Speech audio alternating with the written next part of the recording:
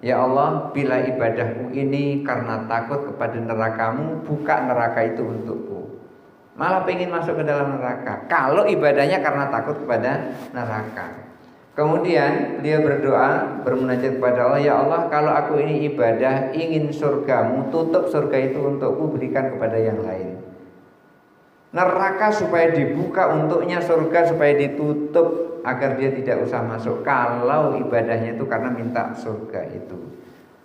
Di ujung doanya, ya Allah, apabila doaku, apabila ibadahku ini semata-mata karena rindu kepadamu, jangan sesekali engkau berpaling dariku. Assalamualaikum warahmatullahi wabarakatuh.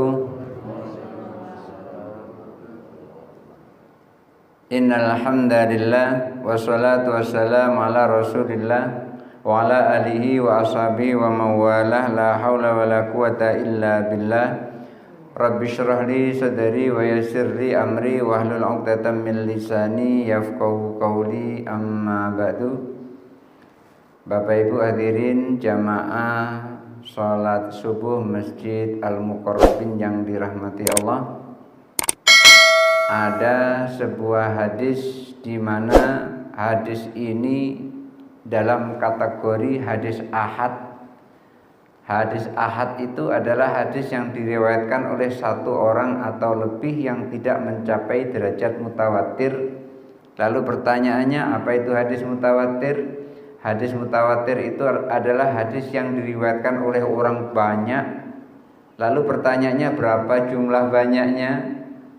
Ulama hadis menyebutkan jumlah banyaknya paling sedikit adalah 10 orang. Dan hadis ini adalah hadis yang tidak mencapai derajat mutawatir. Tetapi hadis ini sangat kuat. Kenapa? Karena hadis ini diriwayatkan oleh Umar ibn Khattab. Kenapa kok sangat kuat? Karena Umar bin Khattab itu adalah orang yang paling streng terhadap hadis. Maka pada zaman Umar bin Khattab itu hadis sangat sedikit. Kenapa kok sangat sedikit? Takut. Kenapa takut? Karena ketika ada orang menyampaikan hadis akan ditanya, dari siapa kau dapatkan hadis ini? Dari siapa kau dapatkan hadis ini? Begitu ditanyanya. Kalau nanti dia tidak bisa menjawab pertanyaan itu, pedangnya Umar bin Khattab yang berbicara. Makanya orang takut.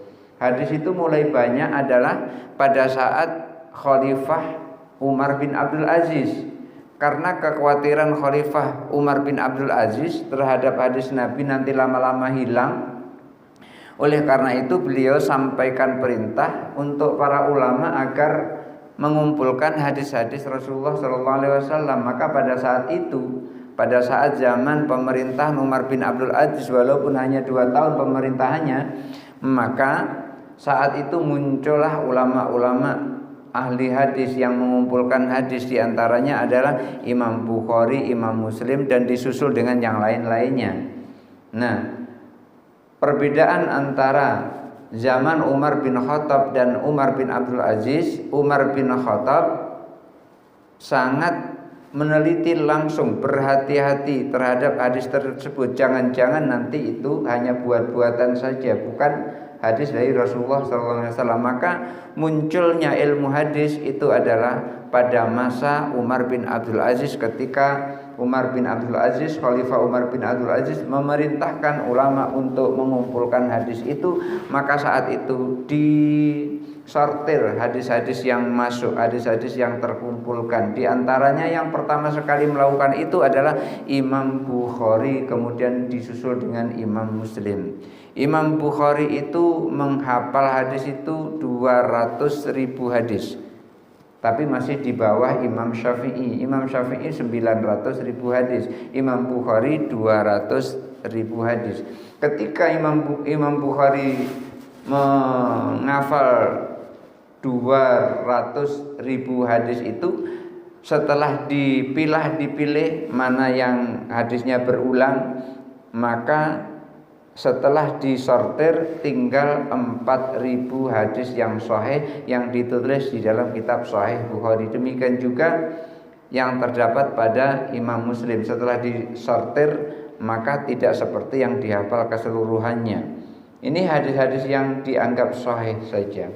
Nah, hadis ini adalah termasuk hadis sahih yang diriwayatkan oleh Umar ibn al-Khattab. Apa itu hadisnya? Bismillahirrahmanirrahim. An Umar radhiyallahu an, dari Umar radhiyallahu an qala, ia berkata, sami'tu Rasulullah sallallahu alaihi wasallam, aku mendengar Rasulullah sallallahu alaihi wasallam yaqul, bersabda, innamal a'malu binniyat, sesungguhnya amal itu tergantung pada niat, wa innamal likulli imri'in ma nawa, dan sesungguhnya setiap seseorang itu akan memperoleh apa yang ia niatkan.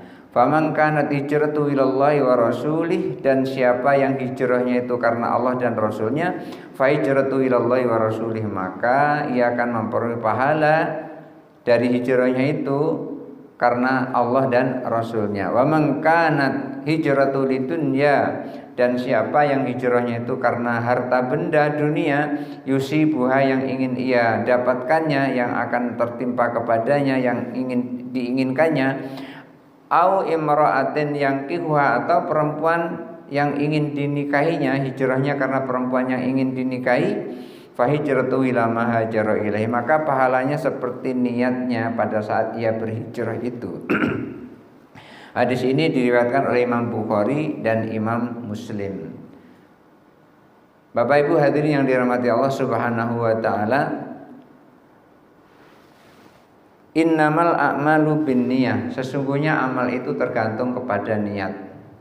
Kita semuanya duduk di sini juga tergantung pada niat. Oleh karena itu ketika kita niatnya adalah i'tikaf, maka nanti akan dapat pahala i'tikaf. Niatnya talabul ilmi akan dapat talabul ilmi. Niatnya i'tikaf dan talabul ilmi, maka kedua-duanya akan dapat. Jadi tergantung kepada niat kita. Apa niat kita? Kenapa? Wa innamal likulli imri'in ma nawa, karena setiap seseorang itu akan memperoleh apa yang ia niatkannya.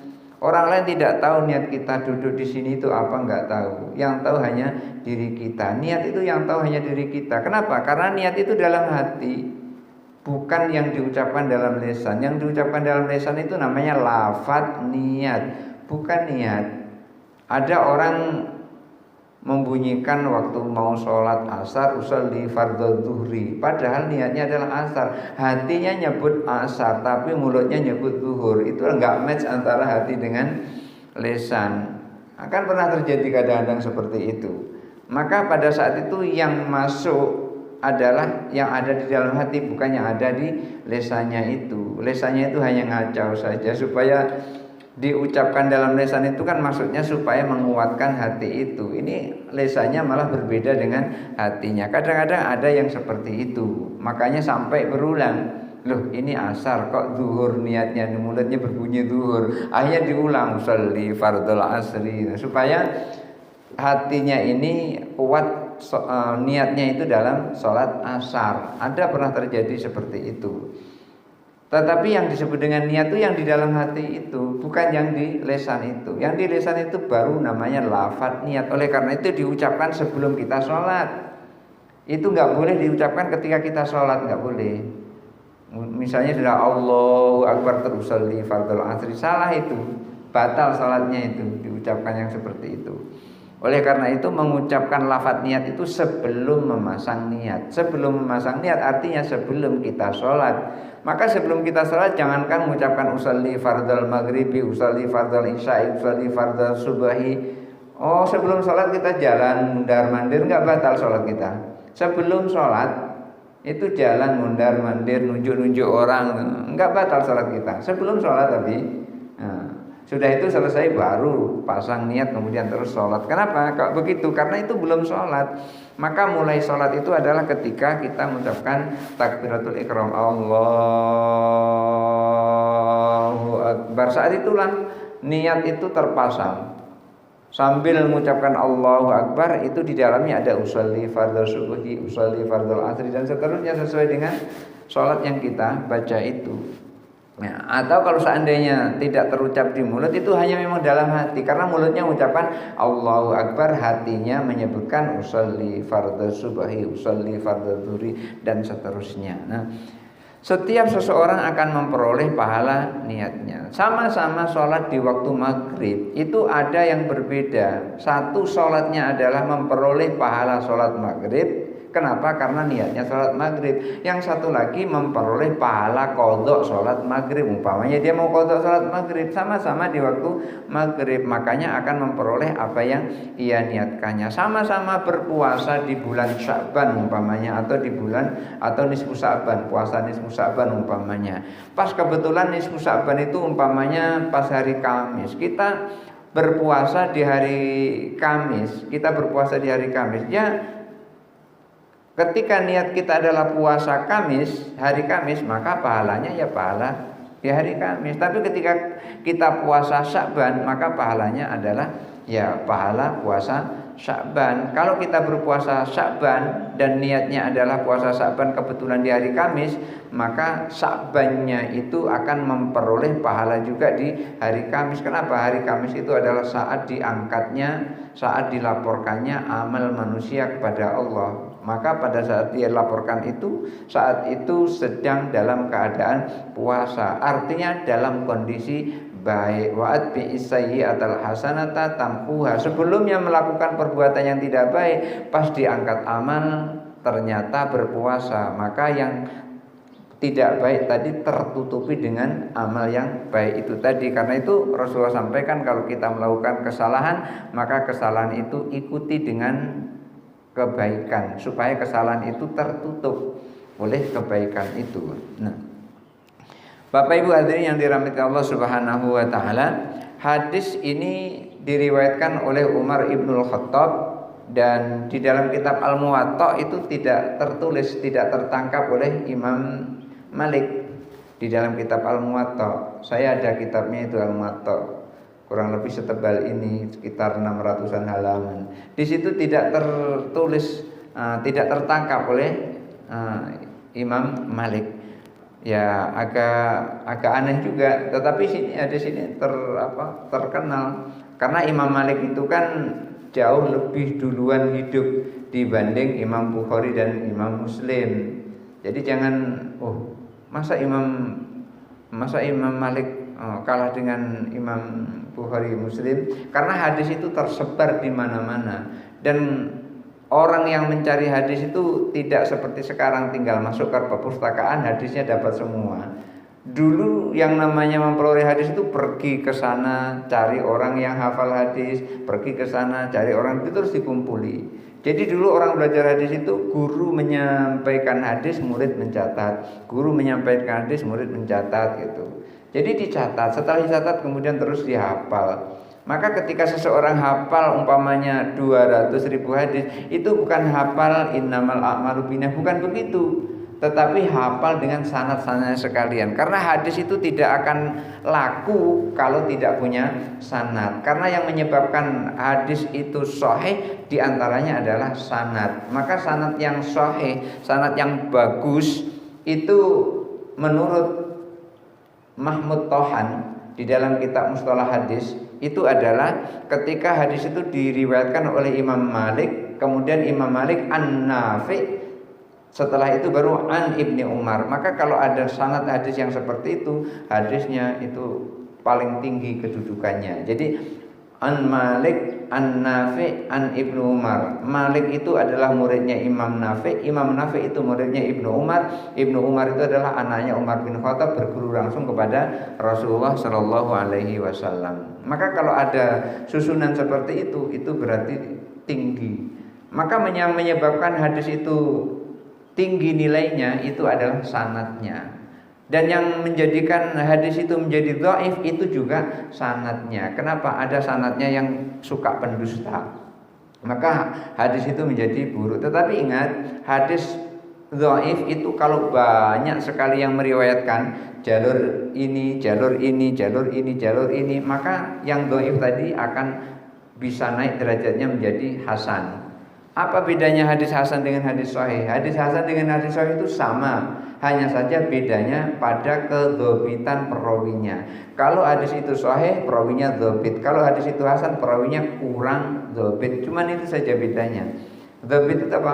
Dzabit itu ingatannya kuat. Jadi kalau hadis itu yang diriwayatkan kurang dzabit, masih di bawah hadis sahih, maka derajatnya adalah hadis hasan. Nah, hadis ini termasuk hadis yang sahih, diriwayatkan oleh Umar bin Khattab. Imam Nawawi mengomentari tentang hadis ini, dalal hadisu ala anna niyata. Hadis ini menunjukkan bahwasanya niat itu muayyarun, adalah barometer li tashihil a'mali, untuk benarnya sebuah amal.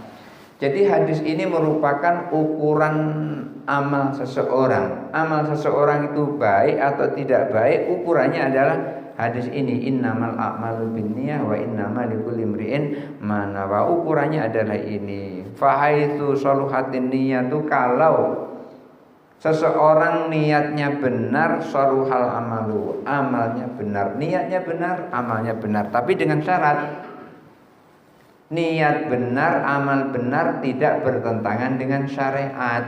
Kalau bertentangan dengan syariat, walaupun niatnya benar, menjadi tidak benar.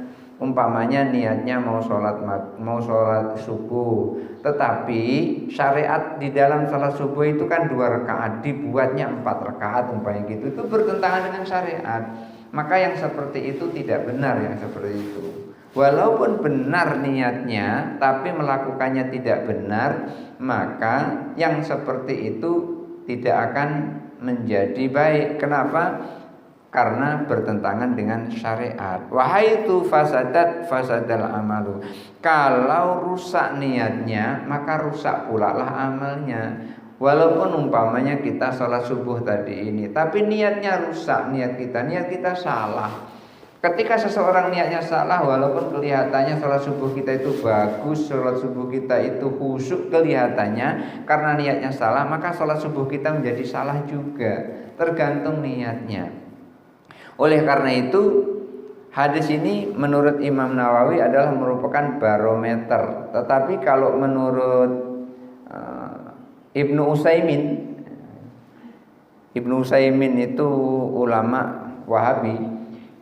Kalau menurut Ibnu Utsaimin, ketika Imam Nawawi menyampaikan beliau menyampaikan asal tidak bertentangan dengan yang telah ditentukan oleh Allah. Umpamanya itu tadi, ketika sholat menghadap kiblat, kiblat itu adalah menghadap ke Masjidil Haram, kemudian terus dirubah menghadap ke Jepang, kayak gitu. Yang seperti itu enggak boleh menurut beliau. Dan sesungguhnya tidak bertentangan sama sekali dalam ilmunya memahami hadis-hadis ini. Wa idza wujidal amalu wa qaranatun niyatu falahu salasatu ahwalin.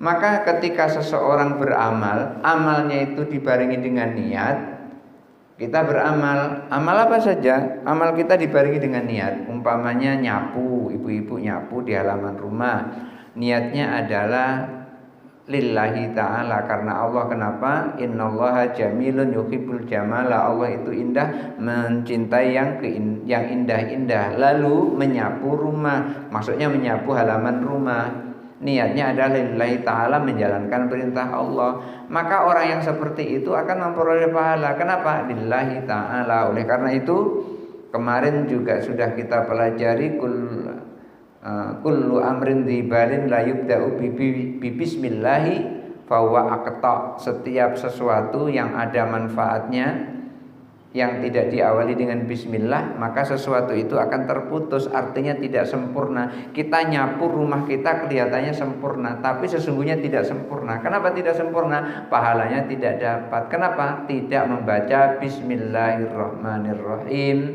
Oleh karena itu, setiap amal yang diawali dengan niat, maka amal itu akan berada di antara 3 tingkatan. Amal kita ini nanti masuk pada tingkatan mana, kita sendiri yang bisa merasakannya. Oleh karena itu Imam Nawawi menyampaikan, idza wujidal amalu wa qaranatun niyatu falahu salasatu ahwal. Apabila ada orang yang melakukan amal, amalnya dibarengi dengan niat, maka pasti amal itu akan nyangkut di antara 3 ini, akan nyangkut. Apakah tingkat pertama, tingkat kedua, atau tingkat ketiga. Fal awwalu, beliau menyampaikan yang pertama adalah ayat ala dzalika khaufan minallahi ta'ala. Yang pertama, seseorang ketika beramal dibarengi niat itu, ia lakukan amal itu khaufan minallahi ta'ala, karena takut. Sholat subuh karena takut, sholat isya karena takut, sholat zuhur karena takut, sholat asar karena takut. Takut apa? Kalau nggak sholat masuk ke dalam neraka.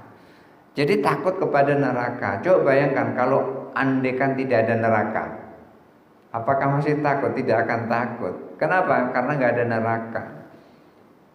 Orang mengeluarkan zakat mal umpamanya itu juga karena takut.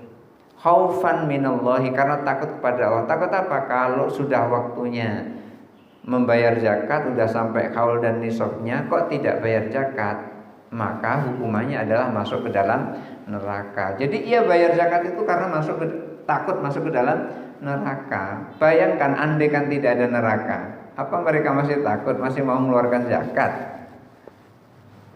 Orang menunaikan ibadah haji juga begitu, sudah mampu, uangnya sudah ada, kesempatan sudah di depan mata. Kebetulan kalau Allah mengendaki 2025 saya berangkat haji jadi pembimbing, tapi sampai sekarang belum ada panggilan untuk bimtek. Biasanya itu sebelum Ramadan sudah selesai, ini jangan-jangan di bulan Ramadan ini. Nah, di bulan Ramadan jadwal sudah tersusun, bisa rusak jadwal. Tapi nggak apa-apa, resikonya seperti itu. Orang menunaikan ibadah haji itu karena takut kepada Allah. Ada orang yang seperti itu. Kalau tidak menunaikan ibadah haji, sudah mampu, waktu ada, tinggal berangkat, nggak mau berangkat, maka ancamannya adalah fal yamut nasronian au yahudian. Tinggal pilih mau mati Nasrani atau mati Yahudi, bukan mati Islami. Masya Allah. Tingkatan pertama ini adalah orang yang melakukan amal karena takut kepada Allah. Orang yang melakukan amal karena takut kepada Allah, maka derajat amalnya itu dikatakan oleh Imam Nawawi ibadatul abid, ibadahnya seorang hamba. Seorang hamba itu udah pasti takut kepada tuannya, pada majikannya. Baik, gampangnya untuk memahami, seorang pembantu itu biasanya takut kepada majikannya itu. Pembantu itu takut pada majikannya. Kelihatannya di rumah tuh nggak takut dia, pas majikannya keluar nggak ada di rumah, malah karaokean dia di rumah itu. Pas begitu majikannya pulang, pontang-panting dia, supaya terlihat bagus gitu. Saya pernah melihat ada seseorang yang seperti itu. Tadinya dia bekerja di Brunei, kemudian terus pindah ke Taiwan, pindah ke mana? Ke Cina. Di Brunei itu masih bisa dia sholat, di Taiwan tidak boleh dia sholat. Ia pun juga tidak sholat. Kenapa? Karena dilarang sholat oleh tuannya, dan dia nurut. Ini bukti bahwasanya yang namanya pembantu itu sangat nurut kepada majikannya. Kenapa? Karena takut kepada majikannya. Kenapa kok Ustaz tahu? Ya karena dia memberitahu saya seperti itu. Tadinya konsultasi masalah keluarga, tahu-tahu kemudian terus ke Brunei.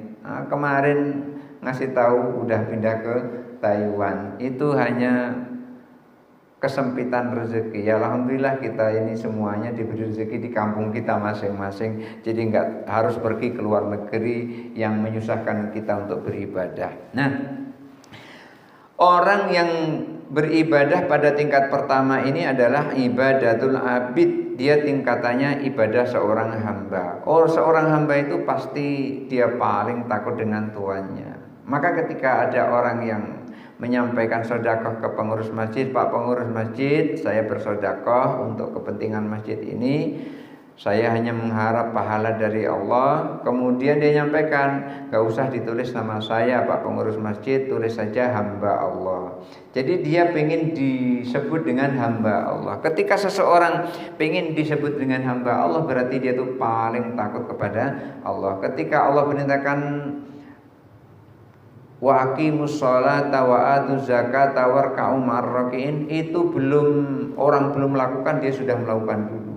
Orang baru baru masih ada niat mau ke masjid, dia sudah sampai ke masjid dulu. Itu ciri-ciri dari seorang hamba paling takut kepada tuannya.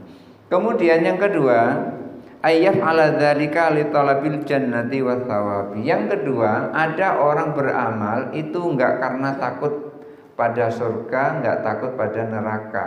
Enggak takut pada surga. Tidak takut kepada neraka. Orang yang satu ini dia beramal li talabil jannati. Dia beramal karena minta surga. Beramal juga minta pahala. Enggak surga saja tapi pahala. Kenapa?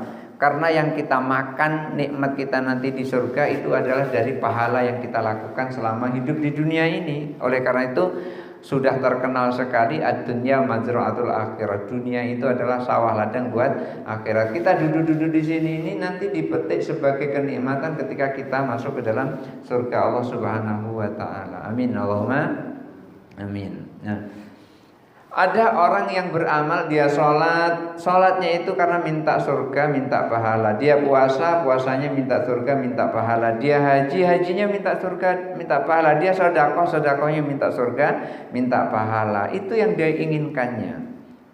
Maka kalau ada orang yang melakukan ibadah seperti ini, minta surga, minta pahala di dalam ibadahnya seperti ini, wawa ibadatut tujjar. Orang yang seperti ini adalah orang yang ibadahnya pada tingkatan ibadah pedagang. Saya yakin di mana-mana pedagang pasti pengen untung. Ada sini pernah melihat ada pedagang yang tidak mau untung. Pasti setiap pedagang mau untung. Sholat pengen untung. Untungnya apa? Masuk surga, dapat pahala. Puasa juga mau untung. Untungnya apa? Masuk surga, dapat pahala. Karena memang puasa itu dijanjikan oleh Allah, disampaikan oleh Rasulullah, as-shaumu li wa ana azibi. Puasa itu adalah untukku kata Allah dan aku sendiri yang akan membalasnya. Artinya orang yang berpuasa itu akan dapat keuntungan. Jadi yang dilakukan itu semuanya adalah ingin meraih keuntungan. Apa boleh ketika kita beribadah itu meraih keuntungan? Ya tentu saja boleh, karena Allah sendiri yang memerintahkan seperti itu.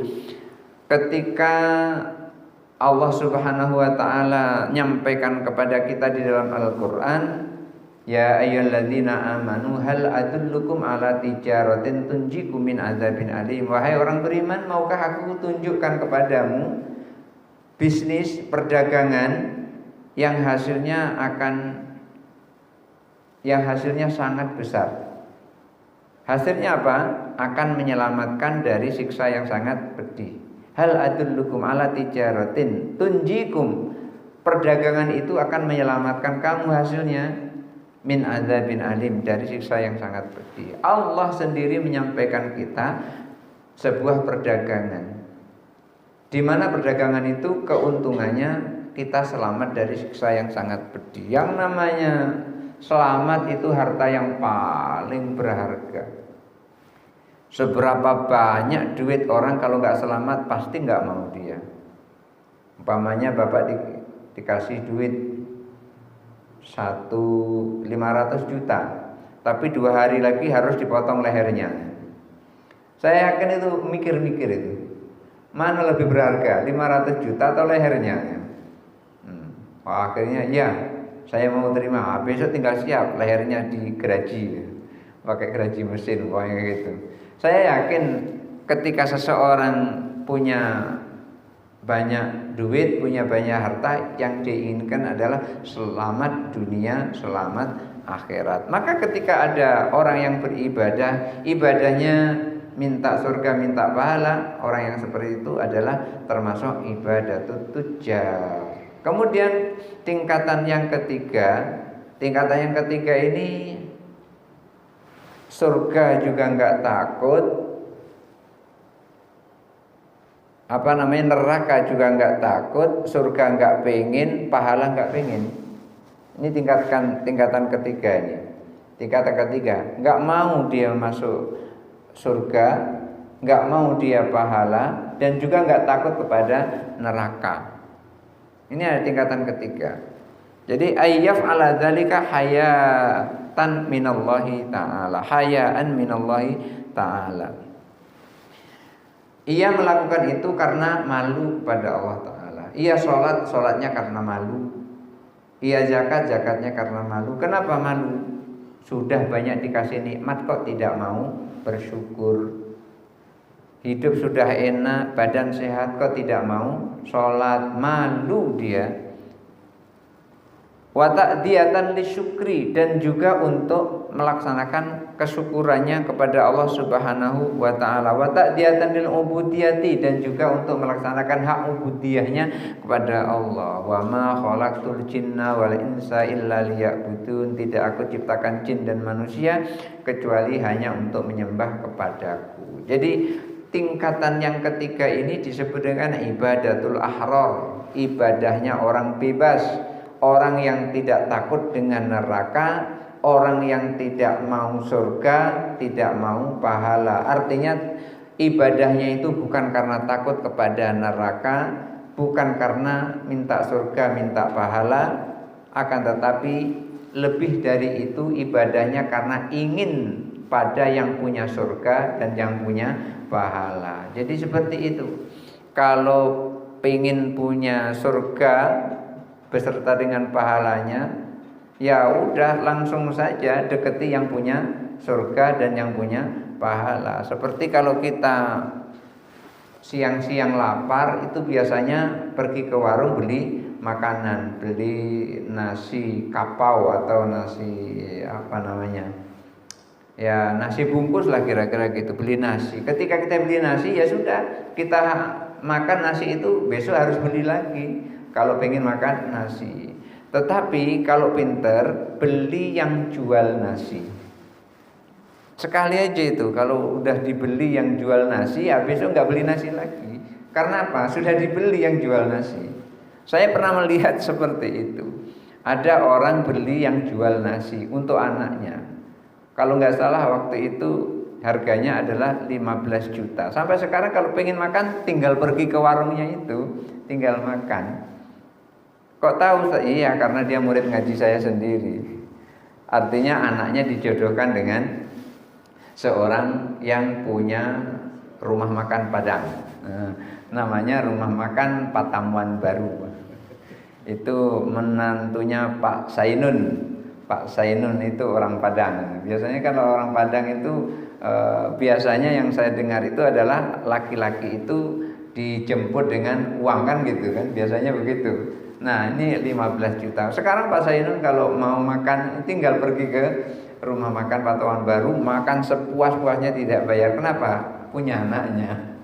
Masa mau bayar juga punya anaknya. Jadi gitu, kalau kita pengen yang lebih, yang punya surga, punya pahala, itu yang kita kehendaki. Sama dengan tadi, kalau pengen sekali saja beli tapi makan untuk seterusnya adalah yang punya rumah makan itu beli. Ya tentunya yang punya rumah makan masih bujangan dong, jangan sudah punya istri. Nah, tingkatan ketiga ini adalah ibadatul ahrar, orang yang beribadah tidak takut kepada neraka, tidak butuh kepada surga, tidak butuh kepada pahala. Seperti contohnya seorang sufi perempuan, Ibu Rabi'ah Al-Adawiyah, ketika beliau munajatnya apa? Ya Allah, bila ibadahku ini karena takut kepada nerakamu, buka neraka itu untukku. Malah pengen masuk ke dalam neraka. Kalau ibadahnya karena takut kepada neraka. Kemudian dia berdoa, bermunajat kepada Allah, ya Allah, kalau aku ini ibadah ingin surgamu, tutup surga itu untukku, berikan kepada yang lain. Neraka supaya dibuka untuknya, surga supaya ditutup agar dia tidak usah masuk. Kalau ibadahnya itu karena minta surga itu. Di ujung doanya, ya Allah, apabila ibadahku ini semata-mata karena rindu kepadamu, jangan sesekali engkau berpaling dariku. Yang dituju itu adalah yang punya surga. Sama dengan Abu Nawas juga begitu. Ilahi lastulil firdausi ahla. Ya Allah, aku ini bukan ahli surga. Wala aqwa ala naril jahim. Tapi aku enggak kuat masuk ke dalam neraka. Ya. Ini malah nunjukkan gak kuat. Kalau Ibu Robiah tidak nunjukkan gak kuat, malah pengen masuk ke dalam itu. Kalau ibadahnya itu karena takut kepada neraka. Ini lebih halus lagi Abu Nawas. Wala aqwa ala naril jahim. Tapi aku gak kuat ya Allah masuk ke dalam neraka. Aku bukan ahli surga ya Allah, tapi aku gak kuat masuk ke dalam neraka. Gimana coba itu? Ahli surga bukan, tapi mau dimasukkan ke dalam neraka, jangan, gak kuat gitu. Oleh karena itu beliau nyampaikan di dalam munajatnya, faghfir dunubi, ampuni dosa-dosaku. Nah, kalau udah diampuni dosa-dosaku, udah diampuni dosa-dosa, baru pantas masuk ke dalam surga. Kenapa? Memang surga itu tidak pantas untuk dimasuki orang yang berdosa. Makanya dosanya itu harus dihapuskan. Kalau di dunia dosa itu seperti corcoran yang masih basah. Corcoran basah itu gimana? Ketika kita buka amalnya, kita siram pakai air beberapa ember, rontok itu. Corcoran itu rontok, bersih corcoran itu, disiram dengan air. Artinya apa? Dosa itu ketika di dunia kita istighfar, mohon ampun kepada Allah, rontok itu. Dosa itu rontok. Jadi nggak sulit. Kita berdosa, kita bertaubat, kemudian kita minta ampun kepada Allah, rontok. Tapi dosa itu kalau dibawa ke akhirat, mati berani bawa dosa. Jadi kalau masih dosa, saya sarankan jangan mati dulu, ya. Kalau mati membawa dosa itu di akhirat itu, dosa itu seperti corcoran kering seperti ini. Corcoran kering seperti ini disiram dengan air nggak akan rontok. Jadi kalau orang meninggal membawa dosa terus dia mohon ampun kepada Allah, nggak bisa lagi, nggak bisa. Kalau sudah di akhirat nggak bisa mohon ampun kepada Allah. Lalu gimana? Ketika corcoran ini pengen bersih dari besi dalamnya, dari imannya, gimana caranya? Digodam ini, dipukuli pakai besi yang besar itu, pukuli, hancur, baru nanti berpisah antara corcorannya dengan besinya yang di dalam itu. Taruhlah ibaratnya besinya itu adalah iman, corcorannya adalah dosa. Jadi dosanya dipukuli dulu, hancur. Jadi malaikat mukuli orang itu bukan nyiksa, itu bantu bersihin dosa itu. Ya cuman sakit kayak gitu, dipukul-pukul gitu.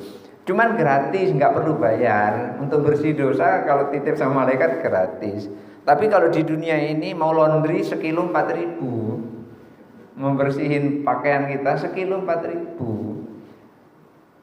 Tapi kalau yang bersihin malaikat gratis, nggak mau, malaikat nggak mau. Berapa sekilo dosanya dibersihin, nggak mau dia. Oleh karena itu, seseorang kalau sudah bersih dari dosanya itu, baru boleh masuk ke dalam surga. Kenapa? Karena dosa itu kalau sampai dibawa ke dalam surga itu seperti bau yang sangat bau. Orang berdosa masuk ke dalam surga itu akan yubdi haulan nas, akan menyakiti hidung orang-orang yang ada di sekitarnya.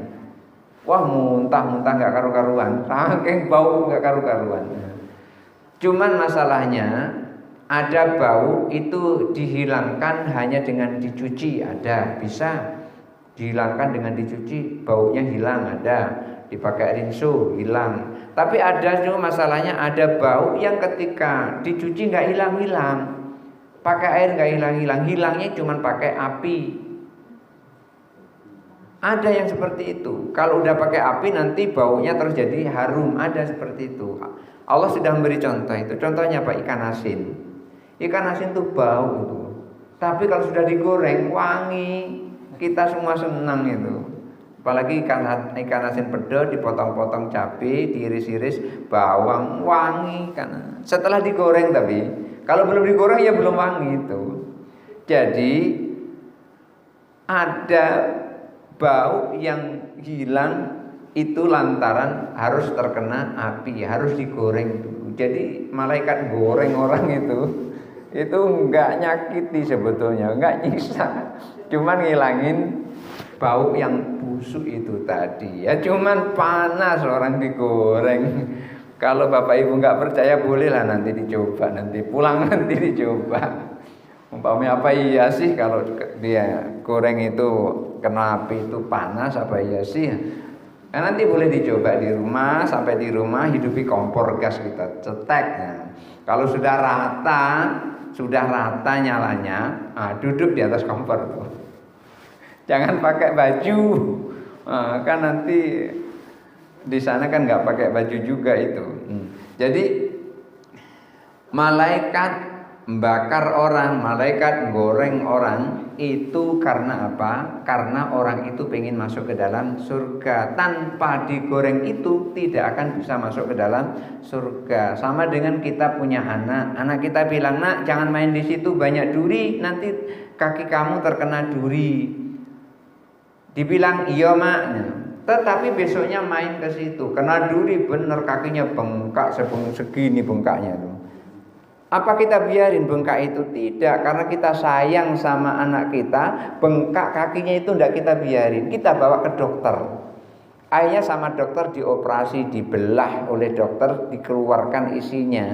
Mekek dia, ya biarin saja mekek. Yang penting dia bisa main lagi, besok sehat. Setelah sehat, penyakitnya hilang, besok bisa main. Kayak gitu juga malaikat, goreng orang biarin mekek. Yang penting bisa masuk ke dalam surga gitu. Kenapa? Karena ketika di akhirat lupa, ketika di dunia lupa membersihkan dosanya, sampai dosanya dibawa ke akhirat digoreng oleh malaikat. Jadi seperti itu. Ada orang yang ketika munajat kepada Allah tidak takut kepada neraka, tidak takut. Ada lagi orang yang ketika munajat kepada Allah mengatakan dirinya tidak pantas masuk ke dalam surga, tapi nggak kuat masuk ke dalam neraka. Ini pintar supaya dosa-dosanya diampuni. Setelah dosa-dosanya diampuni, barulah pantas masuk ke dalam surga. Jadi ada 3 tingkatan ini. Barangkali itu saja dulu, sudah mau jam 5:30, kurang lebihnya mohon maaf. Hadanallahu wa iyyakum ajmain. Wallahul muwaffiq ila aqwamit thoriq. Wassalamualaikum warahmatullahi wabarakatuh. Nah, Tuhan kan Maha mengetahui. Kenapa kau pakai niat gitu ya? Iya. Tuhan kan Maha kuasa, Maha mampu melakukan sesuatu. Kenapa kau harus ada hisab? Kenapa kau harus ada mizan? Oh udah, kalau pengen masukkan neraka, masukkan aja ke dalam neraka. Kan manusia semuanya milik Tuhan, manusia milik Allah. Ya sudah, kalau manusia ini milik Allah, ini duit saya. Mau saya koyak terserah saya. Mau saya lemparkan ke dalam ke dalam sungai, ya terserah saya mau lemparkan, kan duit saya. Sama dengan pertanyaan seperti itu. Ini kan manusia semuanya ada milik Allah. Mau masukkan dalam neraka, ya sudah masukkan saja. Apa masalahnya dengan manusia yang lain? Mau masukkan dalam surga, ada orang berbuat jahat, masukkan dalam surga, enggak masalah bagi Allah. Karena apa? Allah tuh Maha memiliki sesuatu. Manusia milik Allah, yang melakukan kebaikan masukkan dalam neraka, enggak masalah bagi Allah, itu enggak masalah. Sama dengan yang seperti itu. Tapi kenapa kok Allah melakukan yang berbuat baik dimasukkan ke dalam surga, yang berbuat jahat dimasukkan ke dalam neraka? Karena Allah ingin menunjukkan keadilannya, supaya Allah itu Maha adil. Walaupun Allah mampu memasukkan orang jahat ke dalam surga, Allah mampu melakukan orang baik ke dalam neraka, mampu Allah. Tetapi Allah tidak mau melakukan itu karena Allah ingin menunjukkan rasa adilnya. Seperti tadi, Allah kan Maha tahu ketika seseorang, kenapa kau harus pakai niat-niat segala macam? Karena itu ada kaitannya dengan syariat. Syariat itu tingkat dasar. Syariat itu tingkat dasar. Ketika seseorang tidak melakukan syariat itu, maka ya tentu saja dia akan tersesat. Karena syariat itu adalah petunjuk. Umpamanya sholat, Allah kan Maha tahu kita sholat zuhur yang penting. Kita kan sholat zuhur yang penting. Yang diwajibkan kan sholat zuhur. Kenapa mesti harus 4 rakaat? Kan Allah Maha tahu. Bisa 5 rakaat, bisa 2 rakaat. Kalau saya capek kan Allah Maha tahu, bisa 2 rakaat atau bisa 1 rakaat. Nah, itu namanya syariat. Jadi ketika seseorang pakai niat itu juga harus syariat. Oleh karena itulah Rasulullah sampaikan innamal a'malu binniyah. Amal itu tergantung pada niatnya. Ini namanya syariat ini. Syariat tetapi namanya niat itu wilayahnya adalah wilayah hati. Tidak bisa diucapkan lewat lisan. Kalau diucapkan lewat lisan itu namanya lafadz niat gitu. Yang saya kejar Ustaz ya, itu innamal a'malu binniyat. Orang itu akan mendapat apa yang diniatkan. Iya. Nah, kalau orang seperti itu tuh apa yang didapat? Nah, ketika seseorang niatnya nggak ada, maka dia tidak ada dapat apa-apa. Umpamanya di waktu subuh dia sholat seperti sholatnya orang sholat subuh, tetapi dia nggak ada sama sekali niat sholat subuh, nggak ada sama sekali, maka dia tidak akan memperoleh pahala niat sholat subuh, dan dia juga belum melakukan sholat subuh. Kenapa? Sholat subuh itu berdasarkan niat. Kalau dia tidak niat, sama sholat kayak gini aja, sholat baca Fatihah dan seterusnya, tapi nggak ada niat sama sekali. Maka yang membedakan, nanti ada penjelasan selanjutnya, yang membedakan antara sholat wajib dan sholat sunnah itu adalah niat. Subuh 2 rakaat tanpa kunut juga sah. Subuh 2 rakaat tanpa kunut juga sah. Ketika kita masuk ke masjid sholat qobliyah subuh 2 rakaat juga, tetapi bukan sholat subuh. Yang membedakan itu adalah niat gitu. Jadi ketika tidak ada niat, maka dia tidak akan memperoleh apa-apa gitu. Maka untuk apa niat-niat? Untuk apa niat-niat itu? Berarti dia nggak punya niat. Kalau nggak punya niat, ya nggak punya apa-apa gitu. Jadi yang membedakan, jangankan kalau duduk di sini yang paling gampang. Duduk di sini, yang membedakan adalah niat kita gitu. Kemudian yang kedua tadi apa? Hadis ya. Masalah? Gini Beb, singkat ya. Hadis itu yang terkenal pohon. Oh gitu, ya betul. Iya betul. Ya. Ketika Imam Bukhari dan Imam Muslim itu ditanya, apakah seluruh hadis sahih itu sudah dimasukkan ke dalam kitab Jami Bukhari, apakah kita seluruh hadis-hadis sahih itu sudah dimasukkan semuanya tanpa tertinggal ke dalam kitab Sahih Bukhari? Maka Imam Bukhari menjawab, belum seluruh hadis sahih itu dimasukkan ke dalam kitab Sahih Bukhari. Lalu tanya, kenapa kok begitu? Karena keterbatasan perjalanannya untuk mencari hadis dan keterbatasan umurnya.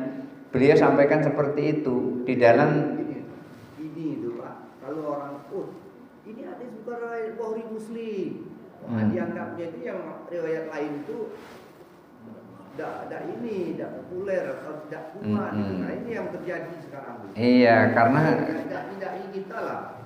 Karena belum mempelajari ilmu hadis. Kalau sudah mempelajari ilmu hadis, Imam Bukhari dan Imam Muslim menyampaikan belum seluruh hadis sahih dari Rasulullah semuanya itu dimasukkan ke dalam kitab Sahih Bukhari. Lalu di mana ditemukan hadis sahih yang lainnya itu? Ada ditemukan di dalam kitab Sahih Ibnu Hibban, ada dikatakan Sahih Imam Tirmidzi, ada Sahih Imam Ibnu Majah, ada Sahih di dalam kitab Mustadraknya Imam Al-Hakim.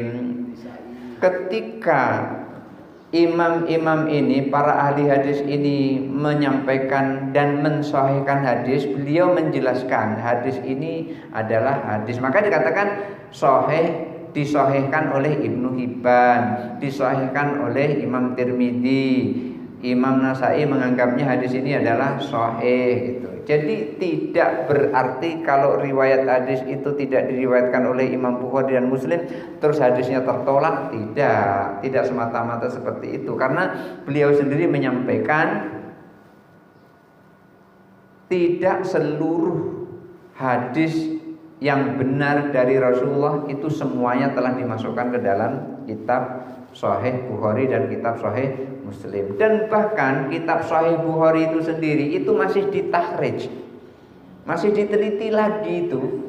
Kitab yang sudah disahihkan oleh Imam Bukhari, kitab yang hadis yang ada di dalam kitab Sahih Muslim itu masih ada yang mentakhrijkan lagi, meneliti hadis lagi, itu masih ada. Dan itu nanti akan menghasilkan ini hadis ini menjadi hadis hasan. Karena gini, hadis itu ada dua, satu ya sebetulnya ada dua, satu hadis mutawatir, satu hadis ahad. Hadis ahad ini nanti terbagi lagi. Hadis ahad nanti terbagi menjadi satu ada hadis sahih, yang satu ada hadis hasan. Hadis sahih ini terbagi lagi. Ada sahih li dzatihi, ada sahih li ghairihi. Hasan juga terbagi lagi, ada hasan li dzatihi, ada hasan li ghairihi. Jadi nanti masing-masing itu akan ada uraian dan panjang sekali. Jadi yang disebutkan hadis sahih itu bukan berarti harus diriwayatkan oleh Imam Bukhari dan Imam Muslim. Bisa sahih menurut Ibnu Hibban, bisa sahih menurut Imam Tirmidzi, Imam Nasai, Imam Abu Dawud, dan seterusnya. Atau Imam Ahmad sendiri. Imam Ahmad kan meriwayatkan banyak hadis juga, termasuk Imam Malik, termasuk juga Imam Syafi'i. Imam Syafi'i itu banyak meriwayatkan hadis. Dan yang diajak oleh Imam Syafi'i ngomong itu, kalau pendapatku ini tidak sahih maka tinggalkan. Kalau mendapati hadis yang ngomongnya dengan orang yang banyak ilmu hadis juga, bukan sama kita yang cuma hafal satu kullu bid'atin dolalah wa kullu dolalatin finnar, cuma satu itu hafalnya, bukan itu. Jadi yang diajak ngomong itu adalah orang yang ratusan ribu hafal hadis. Kalau ngomong dengan kita membaca hadis kadang salah, mau menggurui Imam Syafi'i. Imam Syafi'i itu sesat. Kenapa? Imam Syafi'i kunut subuh, masya Allah. Masa Imam Syafi'i disesat-sesatkan seperti itu? Nanti ada bahasanya di sini gitu. Imam Syafi'i itu di dolalahnya. Lah iya itu makanya. Iya. Barangkali itu saja dulu. Rajab, Sya'ban dan Ramadan banyak hadis-hadis yang berseliweran. Kan ada yang hadis yang maudhu, yang palsu ya, ada yang dhaif. Seperti yang misalnya kalau maudhu yang bohong atau palsu itu kan pahalanya besar-besar ya, ciri-cirinya gitu kan. Atau misalnya juga ada yang menyebutkan misalnya bahwa dalam bulan Ramadan ini ada 3 tingkatan, rahmat, terus apa namanya, kebenaran terakhir. Padahal sebetulnya katanya selama bulan puasa itu tidak dibagi seperti itu. Bagaimana Ustaz? Membedakan antara yang baik dan palsu. Terima kasih. Jadi ada hadis palsu katanya gitu ya. Sebetulnya untuk mengatakan hadis palsu atau tidak palsu itu bukan otoritas kita, karena kita ini bukan ahli hadis. Kecuali kalau kita ini ahli hadis, ya ahli hadis boleh kita mengatakan ini hadis palsu atau tidak palsu. Kita ini cuma ahli hadas, suka berhadas, kadang hadas besar, kadang hadas kecil. Jadi ada di antara juga Syekh Abdul Qadir Jilani itu juga menyebutkan awaluhu rahmah, wasatuhu maghfirah, akhiruhu itqun minan nar. Itu hanya pembagian saja. Dan hadis maudhu atau hadis disebut dengan hadis palsu tadi ya, hadis maudhu itu sah digunakan ketika itu hanya untuk mengomentari amal, untuk mendorong orang beribadah, tidak kaitannya dengan syariat, tidak. Tapi misalnya gini, ada hadis kalau kamu rajin sholat kamu nanti masuk ke dalam surga ya. Ya memang rajin sholat sendiri itu diperintahkan kan, itu enggak bertentangan dengan syariat. Ketika kita puasa di 10 awal Ramadan, gara-gara awaluhu rahmah itu kemudian terus wah aku mau ngambil yang itqun minan nar, akhirnya yang terakhir yang diambil, yang terakhir. Jadi 10 hari pertama enggak sholat taraweh, enggak puasa enggak, taraweh tidak. 10 hari kedua puasa tidak, taraweh tidak. 10 hari yang ketiga rajin, katanya itu bukan begitu maksudnya.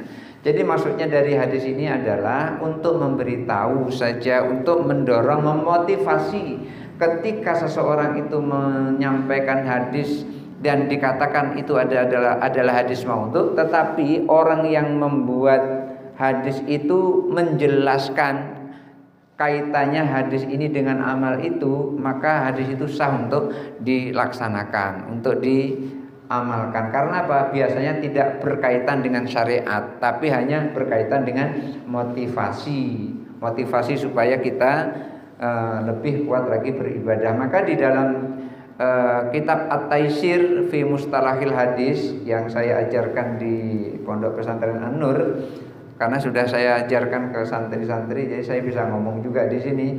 Di situ hadis maudhu itu bisa diamalkan apabila pengarangnya atau penulisnya itu menjelaskan. Ketika dia tidak menjelaskan, maka tidak boleh kita melakukannya. Maka hadis maudhu itu ada yang 100% tertolak, ada yang masih bisa diamalkan apabila itu berkaitan dengan amal, berkaitan dengan motivasi saja. Amalnya itu sudah ada hadis sahihnya gitu. Amalnya itu sudah ada hadis sahihnya. Seperti umpamanya ketika ada orang sholat duhur, perintahnya sholat duhur itu ada dan sahih, bahkan mutawatir hadisnya itu. Perintahnya sahih dan mutawatir. Kenapa? Karena perintahnya itu berawal dari Isra dan Mi'raj Nabi Muhammad SAW. Lalu ada hadis lain mengatakan wa amma sholatu duhri, adapun sholat duhur fa inna sa'atun, sholat duhur itu adalah saat tas'aru fiha jahannam, saat duhur itu adalah saat dinyalakan api neraka jahannam. Fama min mu'minin yusalli hadhihi shalah, siapa orang mukmin yang melakukan sholat duhur ini illa harramallahu lafahatu jahannam yaumil qiyamah, tidak lain Allah akan jauhkan, Allah akan haramkan tersentuhnya uap api neraka jahanam. Apa gara-gara dengar hadis seperti itu kemudian terus kita nggak sholat duhur? Kan enggak kan seperti itu kan? Jadi ketika kita melakukan sholat duhur itu ada perintahnya dan bahkan itu adalah mutawatir. Lalu ketika menyampaikan manfaatnya ya terserah saja, yang penting kita melaksanakan sholat duhur. Jadi memang ada derajat hadis, ada hadis sahih, ada hadis hasan. Hadis hasan inilah nanti yang disebut dengan hadis dhaif nanti itu. Hadis hasan itu nanti ada derajatnya, ada sampai dhaif. Dhaif itu lemah. Lemah itu artinya masih boleh diamalkan selama tidak berkaitan dengan hukum.